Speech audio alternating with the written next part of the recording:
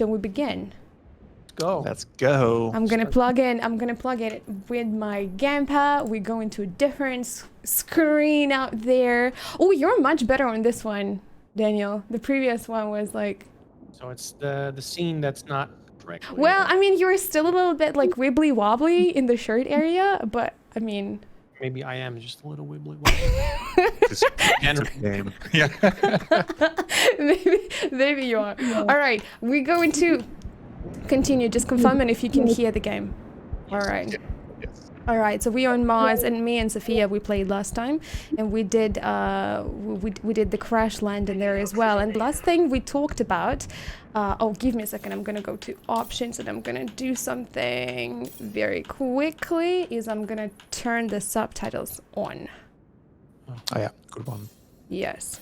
What about toggle sprint? I'm fine. I'm a rebel. You can hold it. I'm holding it. I'm always holding it. I don't know. I was never really like... I was never really a toggle person. So the last thing we talked about is a cool design for the oxygen levels. That it's never in the UI, that it's on the backpack. Oh yeah. Yeah, that is awesome. And it's something that's also immediately present at the start of this level. Yeah. Something that's also immediately present is the breathing system. Yes, the breathing system. Can you tell us a little bit more about it? Yeah, sure. How is there still oxygen here? The breathing system, that's an audio system that we developed specifically for Kathy's breathing. And you will hear it when she's low on oxygen, then you can hear her breathing. Then she's starting to breathe more heavily. But also if you sprint for a long time, or if you climb for a long time, she will get out of breath. So there's this general overlapping audio system which reacts to the amount of activity that Kathy has been doing. And that's immediately present at the start of this level. Was it difficult to set up? How does the system understand when it's the time to cue heavy breathing, for instance? That's going to be a technical answer. I mean, this is why we have Daniel over there as well too. So I mean, try to dumb down it as much as you can for people who are not heavy into game dev, like myself. Sure. Okay, so if you're running, for example, then it would detect how long you are running. And if you're running for longer than, let's say, 5 seconds, then you start to breathe more heavily. And if you start to run more for than 20 seconds, then you start to breathe even more heavily. So it will gradually build up the amount of breathing. And the interesting thing about it is, if you think about when you're out of breath, right? When you're like low-key out of breath, then you would have this rhythm in your breathing, which basically is like you breathe in, you breathe out, and you have like a rest. So you have like rest. Yeah. But if you're super out of breath and you've been running for a long time, then the rhythm changes. So I don't have to run for a very long time to be super out of breath, by the way, just saying. Well, yeah, this changes per person, but Kathy is just insanely strong. I mean, if you see how long she can climb, then for her it takes a while. But then the rhythm changes. So then you would have like breathe in, breathe out, breathe in, breathe out. Then you have... And the changes between those rhythms of breathing, that was quite a challenge to set up, but that's something that's present a lot throughout this whole chapter, I think, because you can run, climb, do whatever. I think this is also the first chapter that allows us to climb and then do those insane leap of faith jumps where you have to sprint beforehand. Like, it's a great section for parkour, basically, and this is the... Give me a second. I'm gonna bring you back. There we go. Discord out there didn't like that you were on camera for a very long time and disappeared you there for a little bit. Oh yeah. There we go. You're back. Nice. You're back. It's all good. See, Mitch Interactive says, if I could climb as long as she can. Okay, on Mars she's lighter. Is she lighter on Mars though? Well, she's not lighter, but gravity is less. That's a really technical answer. So technically, No, she's not a lighter. She's not a lighter. Let's talk a little bit about climbing. Yeah, How so difficult was it to implement the system? Did you have to build it from scratch, or was there like, yeah, you so know? we had Ken. He pretty much made the whole climbing system.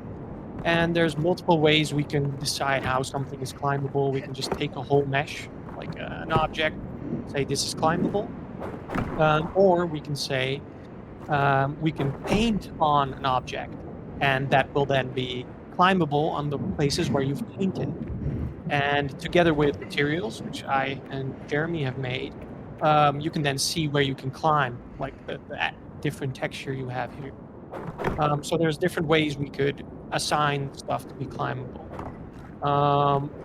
And then every time you try to place your pickaxe, it will check like, hey, can I climb on this object? Right. Or in this object, is the pickaxe now close to a point where I'm allowed to climb?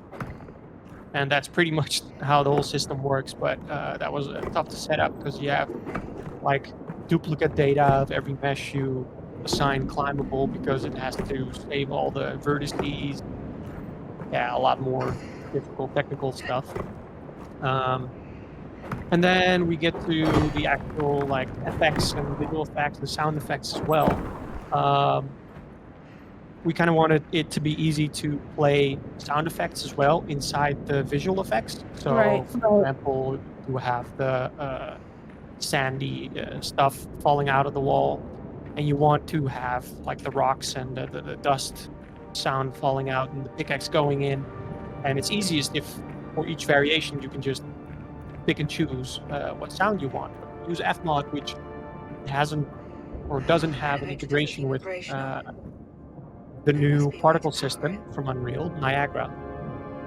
So we had to make that from scratch, a whole module, C++, and then we could spawn sounds. So yeah, there's a lot that goes into the climbing. The animation was another whole mess of stuff we had to get right. Yeah, because it's pretty insane. You can basically move your hand everywhere, right? So that also means a lot.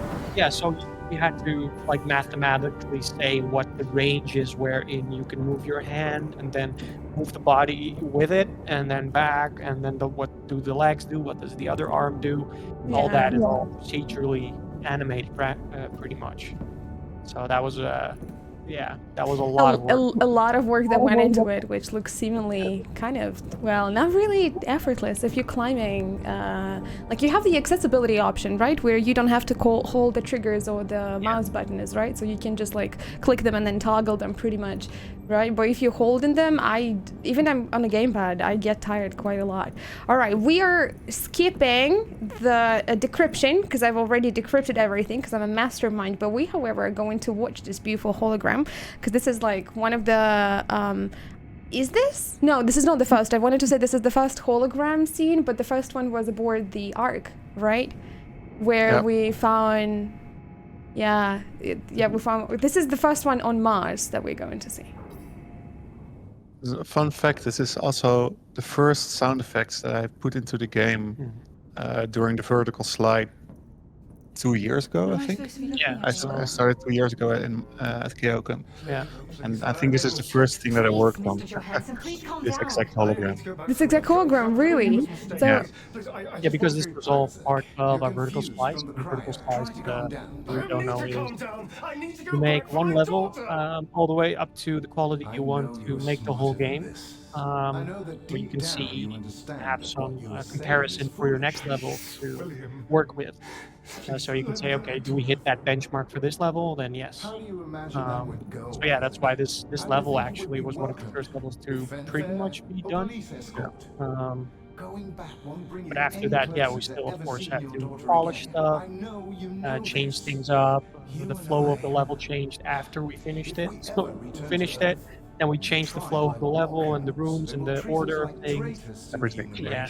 So yeah, it's nice because it's the oldest level, which was kind of already in a state where it looked like how it's now. Yeah, exactly.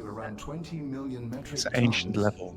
Oh, Cryptic, you redeemed the command Ayla. Unfortunately, for the sake of this going to YouTube later on, we don't have any cool sound alerts and effect, but when we go to a different scene, the one that you've seen us from the beginning, then you can have fun with those. Because otherwise, I know how much fun you people have redeeming those commands, but they're unfortunately not available. I cut off the fun, just for the sake of posterity, for the sake of it going to YouTube as well.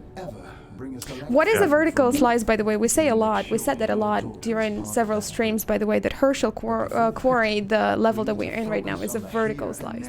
Why is it important to make one for the game? And why was it chosen to pick this level out of all the others for it? I think, well, a vertical slice, so yeah, that's just a level that you create as first, all the way up to the level you want to reach. So the idea is that it's a benchmarking quality for your whole game. So anything you create after that, any level, any characters, any visuals, anything, audio, it needs to live up to what this level has in quality. You could exceed it, but you probably don't want to go over this quality level because it might be unfeasible or take too much work or time. So yeah, you set your benchmark and check, like, is this feasible to make? And I think we chose Herschel mainly because of the fact that it doesn't have a lot of characters, so that made it feasible for us to figure it out, because we didn't have all the characters in the beginning yet. But this way we can make a vertical slice without having to create 8 characters or something. Ooh, okay, that makes sense. Joshua says that he has a question for both of you. Joshua, just go ahead and use the microphone. By the way, everybody who's watching, Joshua's our ground control today. Hello. Hello, Yeah, Joshua. Just go ahead and question, ask.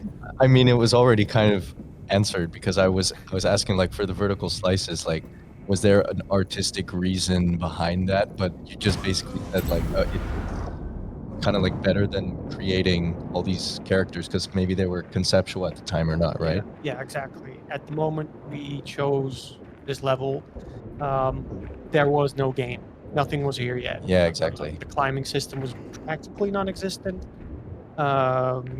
Pretty much nothing existed. So everything was just blockhouse, gray blocks, everything. And at some point you just have to make a level. And we chose this one because, well, of course the game is named Deliver Us Mars, and this is, well, the second level technically on Mars, but Right. really we wanted to at least make Mars. So, well, then this is the level we had, together with, yeah, it having some kind of fun in it, at least the main character, and some puzzles, which we really needed. So yeah, that's our idea behind this. Cool. And in this whole level, you can see, and I think I haven't changed that since 2 years, 3 years. If you look into the distance now, Yes, yeah, like so. you can see the haze and like the dust forming. Right. I think most of that is just a post-processing shader. So there's nothing actually in the world. It's all the the waviness and the sand going is all just. So all of the dust that I see that goes in front of my camera, it's not there. Yeah, there's no real dust. It's just afterwards we calculate what the direction of the camera is and the depth of the scene we have, and we have some textures that pan over the screen. But they do so in a correct way. So if you look the other way, you can see that the dust still goes the same way in your world view. I love that. I can actually see more of it this way, looking this way than the other way. This way is kind of like more of it. Ooh, I love it. Okay, I came here just to check for the comic book because what's happening to me, I keep missing some scannables, and I've missed a couple.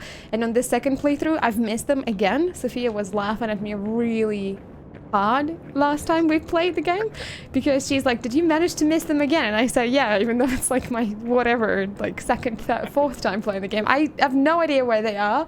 I've found one that I've missed, but the rest of them, they're just completely gone. Like this one, I think that I know of, but there are some things that are completely missing, and it didn't give me the achievement because I've just missed stuff. There's so much there's so many collectible things throughout the game. I just Yes. recently found one of those messages where my own name was used. I just never, Oh, for some reason, for 2 years, I just didn't notice it. you didn't know it was there. No, from Sender and I, there's like one message where Sender, the audio lead and the composer, whereas we were both in that exact message. I know what message is it. One of you has sent in a really, really long message saying how much they like miss you or whatever. It's like your two brothers or something. There was like a really emotional thing going We on. basically declare love to each other. Aw. I mean, it's fitting, isn't it? Yeah, for sure. I mean, we see each other more than our partners because we work together the whole day. We are a two-person audio team, right? Speaking of seeing somebody more than the partners, was there any period of crunch in the company in making it to the first Mars where you had to spend more time at work than at home, or no? Not more time at work than at home. I mean, there's evenings where you have a deadline and you're like, shit, I haven't fixed this bug yet, and you want to fix this bug, and you're doing it, and you got to make builds, so it's a lot of waiting sometimes.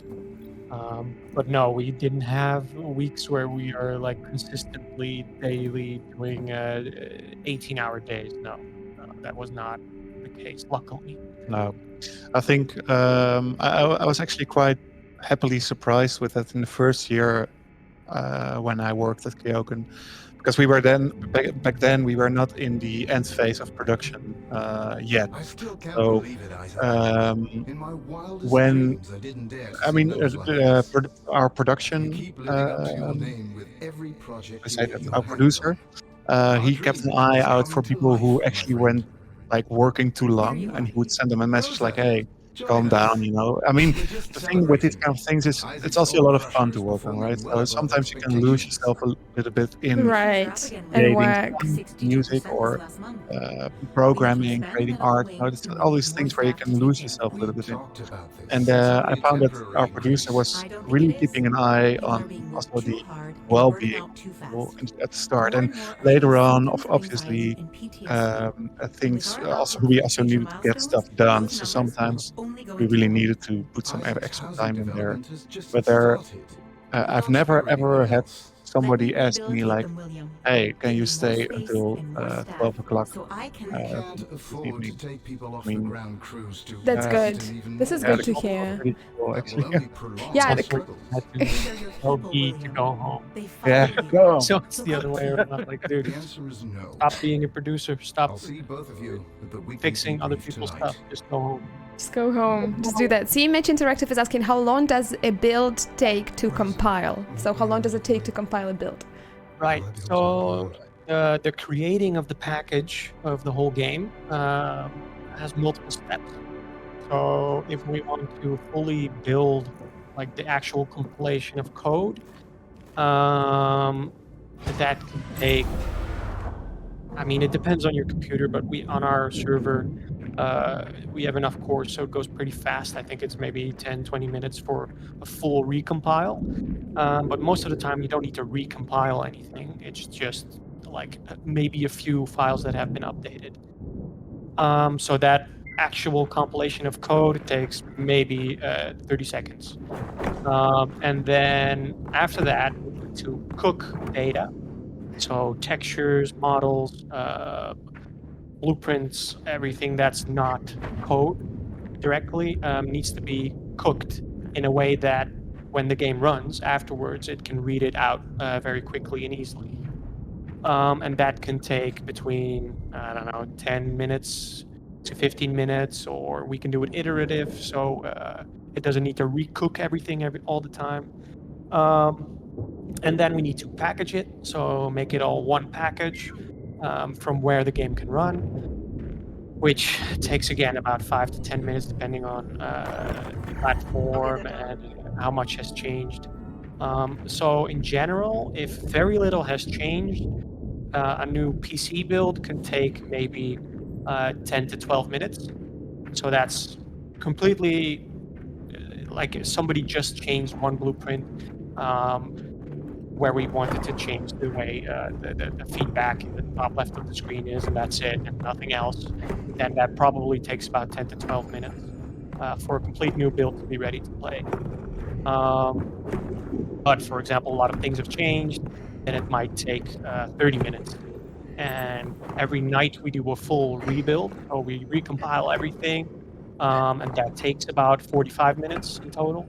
So yeah, for the quick iteration, most of the time it takes around 20 minutes per build, per platform. Yeah. So that's also a thing. It's nice that it's not that long, but then we run into the issue that we have to do it 6 times. One for Steam, one for Epic, one for PlayStation. Or no, actually, we do 2 for PlayStation 4 for both America and Europe. Then we do 2 for PlayStation 5 again, America, Europe. Right, Ayla? And then we do one Let's power it for up. Xbox One and one for Xbox Series. So in total, we have like, I think 8 builds or something like that. So that, yeah, if we want to build for every platform, that takes a long while, but just for a development build on PC, most of the time 20 minutes. And we've spent a long time on or at least I've spent a long time on making sure it doesn't take too long, because all these MPT minutes power add up reduction and kit. are all lost. Power input reduced on contact. Supports multiple Yeah. beams. I think also good to Resistor. mention that I think that not for, that's not That is great. something many people maybe know, but not everyone knows maybe. But there's just a server which constantly makes those builds. It's not that we manually have to do that. And you create also a lot of those systems, right? For automating the Yeah. builds. Yeah, so you have Jenkins, which is just a free to use. I think, I'm not sure if it's open source, but it's at least free to use. Like web server thing where you have an interface and you can set everything up. You can make batch commands and you can run everything you want to. It takes everything from a third-party server, all the changes, it checks it, and you can get the change list number and the build number and everything. But Okay. yeah, by scripting all This should that power the and elevator. making sure stuff go is down in the there. right disk, and you have fast disks and lots of RAM and lots of cores, then everything can go really fast. And that's how we went, I think, from the start of the game. When we started making Deliver Mars, I think the build took about an hour and a half. Wow, that's a lot of time. Yeah, and now it's 20 minutes. Yeah. So that's a big change. Yeah. I have a question about this room, because we showcased the demo for Deliver Us Mars, and this room in particular had a puzzle that looked different in the demo. There was a wall, like right where Kathy stands. I think the wall went from here to there, and there was 2 more doors, and the puzzle looked way more different, and I think a little bit more complicated than what we have right now. Was there a specific need to change that puzzle around? Was there some sort of feedback? I mean, I think Merlin could tell you all about that, or Sophia. But this is exactly where you now stand. That's like a remainder of that time, because back then I think you had to climb over Yes. that part of the wall in order to get to the other part of the room. Yeah. And there and was it's still in there. the beam. There was a beam there, and then you had to point a beam towards the door, and then open it, and then you could access the other room. And the idea was the same, to have them crisscross, and then have a dampener in between them all, like, you know, using 2 of the beams. But then I was surprised, because this is the demo that we also featured at Gamescom, so I played it millions of times beforehand. And when the game finally came out and there was a final version, I started playing, and I got here.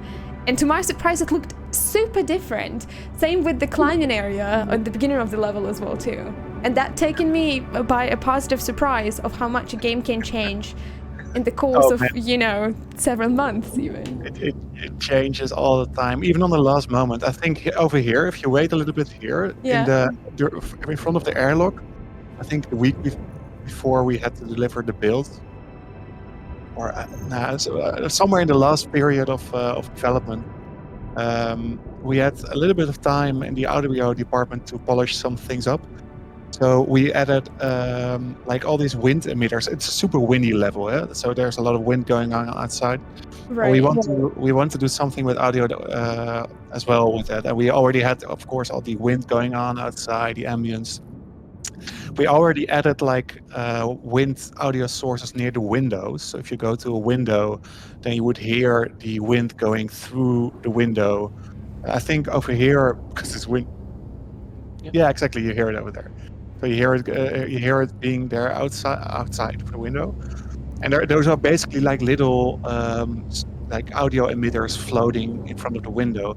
But we also added them in the airlocks, and there is something interesting going on because you could hear in the airlock, you can hear the wind going on the other side of the door. Right. And once it opens, then the wind also changes there. Give me a second. I'm gonna go to options, and I'm gonna go to audio, and I'm gonna boost it up. Was it sound effects? If you change the listening environment to streaming, then it's more like the mix will be more suitable for like in terms of loudness. There we go. Yeah, exactly. Oh, I never realized that listening environments was so different. There was headphones, speakers, television, soundbar, and then streaming. Yeah, that's more targeted for YouTube and Twitch. What? How come I played the entire thing on my Twitch, and I didn't know that there was an option. Yeah, we made it a little bit more loud because you have you have a little bit different kind of loudness standards for platforms. All right, so, that's good. So this way we should hear a bit more, right? We should hear it a little bit better. I'm gonna boost it up a little bit, and then I'm gonna put it back down so that we can also hear it as well.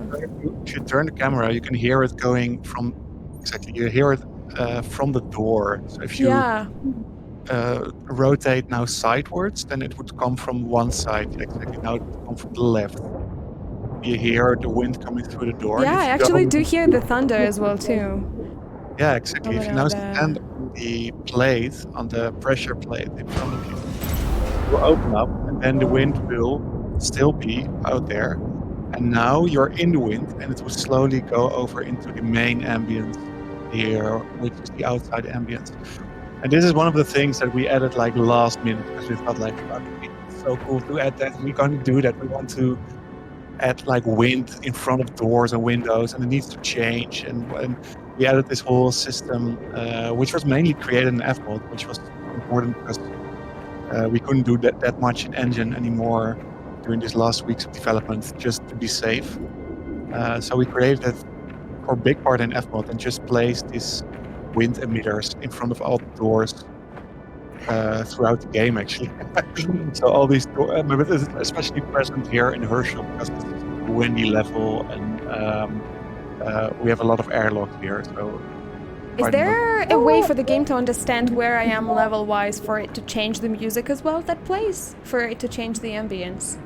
Because it doesn't feel like it's very static, that it gets louder, you know, if you approach a certain point, or, you know, it changes a little bit. Like for instance, I'm gonna go backwards a little bit. Like in the beginning, just after the crash, when you're walking forwards, there is this sequence, and I've noticed it because I was looking for Easter eggs where they were not, and the music would not progress any further. It was stuck in a certain sequence until I made it past the certain point. Is that deliberate? Does the game know? Yeah, sure. That's, I mean, Slender, the composer and audio lead, he's been also mainly working on all the audio systems because he was just mostly involved with it. Sorry, the audio systems, the music systems, I mean. So the music systems are made mainly by him. But yeah, for sure, he made a ton of dynamic music. So the music would change depending on the area where you're in, and sometimes those moments are way shorter. So I think in this part here, during the elevator ride, there are also some interesting musical changes going on there because I don't want to spoil it. Things are happening. I hate elevators. Elevators is my worst nightmare.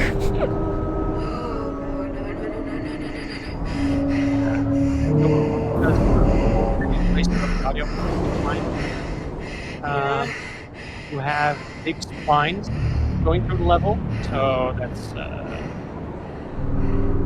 kind of like a line, like a hose. We've got to jump here. Kind of. And those hoses track how close you are to the closest point on that line. And we can place that line like in curves and everything is fine. And so they track it based on where you are along the distance of that. We can give a parameter to Athmon, and that can change where at the moment the music is. So that's what you hear a lot of the time as well. Next to everything like, oh, you hit this trigger box, progress. Yeah. The music in this part is really ominous. It's kind of terrifying at times, even. Those, those splines, all, well, not all, of course, but in Live Us the Moon, we had, I think, 1 or 2 spots where we really did that, maybe 3. In the breach, you had it, where you can fly back. And so when the space station explodes, fly back, there's a spline there, resting. But also at the moment you launch the rocket, so before you have to run to the rocket, that also had one of those splines. So we updated it, of course, and now it's better. But for that game, yeah, for Live Us the Moon, we also had it. Yeah, you've also been quite involved with music systems, right? Yeah, stuff like that. Mars a little bit less because there's a million other things. We had to support. Man. I was not high enough to die there, so it's good. John Malter, say hello to all of us. Hello. Hello. I also see Image Interactive says, I like the yellow flags guiding you around. Thank you. I made those. Yeah, you made those? All by myself, yes. All by myself. Like 2 years ago. Oh, so those flags are basically from 2 years back and you haven't changed them since? Yeah, I haven't changed them since. Yeah, vertical slice. That's when I made them. And they're still here. They're also pretty much the only thing we really have to sign the player as to, like, hey, maybe you want to go here? Because otherwise it's really hard. And we don't want to make it too obvious all the time. Yeah, exactly. Merlin added the UI element later on where you have the on-screen overlay where you see where you need to go. Yeah, the yellow flags are super important. Yeah, you mean the objective. Yeah, the objective one. Yeah, so I also made the objective system. Oh, yeah. With the markers, so if you press up, I think, on the D-pad. Yes. Yeah. That stuff, yeah, you see those markers that are on screen. Stanley made them like nicely follow where they should be on screen. Yeah, you can also turn that on permanently as an accessibility option. Yeah, that's one of the accessibility options for sure, where you can, have them on all the time. And I've seen a couple of people actually like play live with them, and they make a lot of lives easier with the game. But most of the time, we want the player to not need them. That's the perfect world where everybody can find their way without objective markers and just follow the path we set out. Yeah. But sadly, that's hard. It's very hard because everybody's brain works differently. Where one person thinks, well, this is completely logical to me. A different person might play it and just completely not understand what to do. So, yeah. We have to do it. I'm sorry, I need to be asking questions or something, but I'm still concentrating on climbing this part. This is my least favorite part because you have to wait on those those big panels to go by, otherwise they hit you in the head and then you'll just gone. So, alright, poof. Here, this is a place where you can really see the post-processing of the sand happening, and you can see that it's fake. Because there's walls, that there wouldn't be any dust coming from that side. Right. But I mean, the illusion is there. It helps. Yeah. The illusion is there, it helps. Also, somebody, I think it was the Image Interactive as well, that says that normally on Mars the winds should not be dangerous, but I think winds on Mars are pretty dangerous as well, aren't they? The static electricity can be very dangerous. The fact that it's very fine dust can be dangerous. They're not dangerous to just being there. You won't get swept away. but the dust is really gnarly, so it will get into things and fuck up pretty much anything that's electronic or mechanic, and will get in like any crevice it can be. It's super. The dust is super fine there. Yeah, exactly. Oh, we Because made it. there's no water, so there's nothing to clump things together and become like mud or anything. And it just has the time to be blown over the surface for millions and millions of years. Exactly. I love this part, by the way. This cinematic. I really love the acting here of Elise Chappelle. Yeah. It's really well done, and also the whole cinematography. That's one hard English word. Cinematography, I think. You just have to say it really fast. Yeah, I'm not a native speaker, but the stuff here done by Rainer, our director, that's just I really think both Elise Chappelle and Rainer really shine here in this scene because it's Getting any of this? it's hitting the Found a the rover feelings. and waiting out the storm to head to the Ark. Really good. I hope to see you there. It's really good. It's also such great visuals inside the rover as well. We've been climbing a lot. Yeah. So the transition after this is actually the dust post-processing is completely taking over the screen. It's not even, it's not a custom-made thing. It's just like in the sequencer, Rainer is just like, okay, completely block out the screen with the dust storm like post-processing. Yeah, because the wind here, the storm is getting worse. Yeah. So that really works really well. I didn't even design it for that, but you have two things you can do. You can change the distance where it starts and where it ends, and how opaque it becomes, or how far you can see. This is a very sad moment, so I'm going to shut up for a second.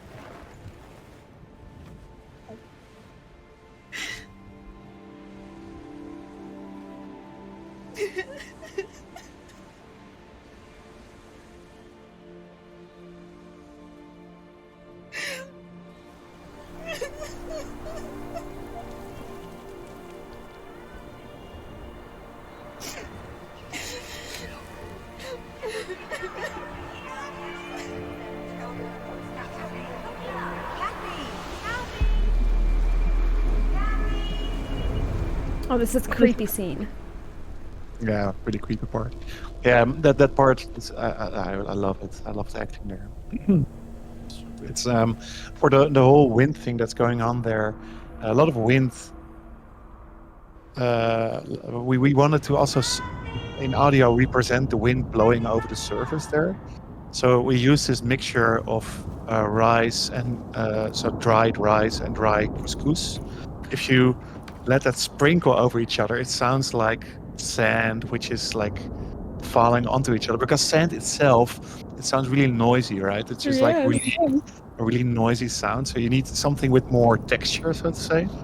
So I just get all my rice and couscous, made this huge bowl, and just went through it with my hands and like let it fall onto each other, mix it into the whole soundscape there, just to mimic the idea of sand blowing over the surface. It's amazing.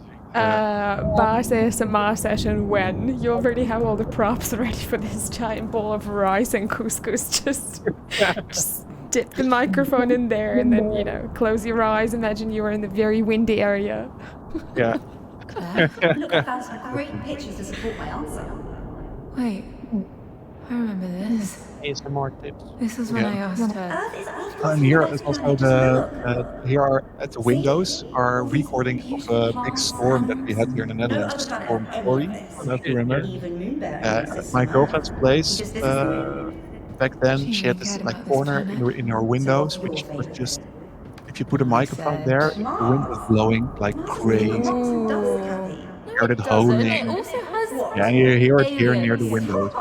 We put it there. So you actually recorded that as well too? Take a seat and let me talk to you. Yeah, exactly. We recorded the storm, or I recorded the storm at her place.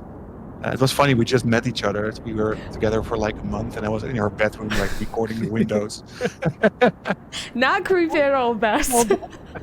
Good excuse to place hidden microphones everywhere and then you go for a space. I'm just gonna record the storm there, I'll just leave it there. I promise you it's gonna be turned off like when I'm gone. Nothing there. Worked out though, right? It worked out great. Yeah. Both the relationship and the sound. Yeah. Exactly. You have to see the sunset. This area is just so creepy because of the voices even as well too. It's like they're ghosts from the past, and this is the eerie sound with the voice, like the echo. It's a job well done, really, because it just puts you there. It's just. Are you okay? Thanks. Yeah, it's How a come? really weird flashback. Way different than all the other ones because it's so almost surreal in a way. Also really dark. You really have to find your way through the whole level here. Other flashbacks are more conscious rememberings, and this is really like a nightmare kind of thing, more, right? Yeah, It's yeah, as exactly. big as just you. Yeah. I understand why you want to do it yourself. I do. I just sometimes wish To amplify that a little bit, get it. I added this totally unnecessary but Mum was funny so thing in there that if you stand next to the Every clock time for they left, like it 30 broke her seconds, heart. it will slowly stop. Which clock? Yeah, it's super creepy. It was I think something done fast somewhere. If you go, Wait, which clock is that we're talking about? I think mean if you again? go halfway the living Yes. room, there's a For a big while, clock some- hanging on the left. Some Big clock hanging on the left. Oh, Oh, You're taking your moon bear snorkeling. I don't want to go snorkeling, Claire. I want. Come on. okay, it's ticking now. Go slower and slower Yeah. until time stops. That's basically the thing that's happening there. It's slower and slower. And then it's just gone. Yeah, so yeah, the message here obviously is like time stops a little bit, you're stuck here in your memory. But also optimization, because then the sound stops and you can just not play the sound anymore. It's all up. It's all saving memory. This is such a cool detail, to be honest, because I think me and so many people who have played, they've totally like not have any clue that the clock really does that. Maybe subconsciously, if you hear the clock ticking and then it just kind of stops, maybe it adds to it. You know how like in those sessions, like in the horror games, there are a lot of sounds you don't even register what's happening, but they all affect your perception of where you're Yeah. at. Nice detail. Yeah, thanks. It's one of those things that you really hope that like 5 people out there will notice. Super smart way, because we also don't have to animate the clock. Yeah. Because the clock is just It stops. Yeah. So the clock's just It's standing. just advantages and advantages and advantages for that one. Wait, Working so well. don't So leave it. I can't see shit, but Oh, it's just dirt. I am so lost.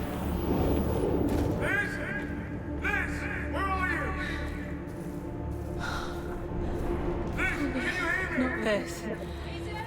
I want to leave. Me too, Kathy. Kathy's like, I want to leave, and I'm just, I don't like this sequence. It's creepy. Yeah. I think it's also one of the first times that we really get a glimpse of what happened. Yes. Because the whole house is destroyed. And I think that's an interesting thing that also happens when you're looking away from the house, right? So when you're looking away from the house, It gets the house gets destroyed and you cannot enter it anymore.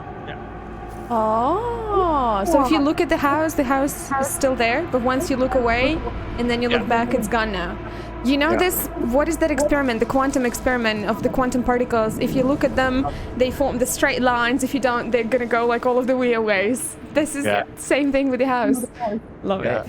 I guess it's pretty much all of the game, eh? In that sense. If you don't look at something, it's not there. Yeah. Literally. Exactly. But it's funny we've had a lot of help obviously from our QA team, which did a lot of testing. But also we've been doing that quite a bit ourselves for testing stuff, and one of the things that you had to do here, I remember, for testing it and also testing the audio, was walking backwards out of the house towards the hologram to see if if you could see the house like change and collapse towards us. So then you would have this weird situation, which probably not many people will do, is walking backwards out of the house. I cannot imagine a situation where a player is like, I'm just gonna moonwalk towards their hologram and just have a chit chat there. I'll be back for both of you. But you never know. You never know, exactly. We have to test for it. It's for your future. So sad. Yeah. You have to make your flight if you want the examples on time. I really love the holograms in this chapter. I think for me, in terms of narrative hologram stuff, I'll see you soon. this is my favorite chapter. I think for the holograms at least.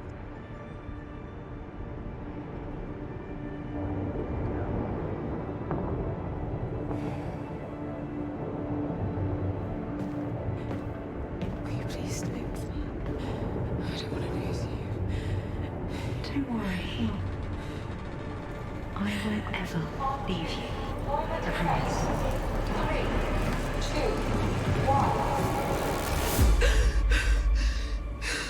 It's okay, just a nightmare.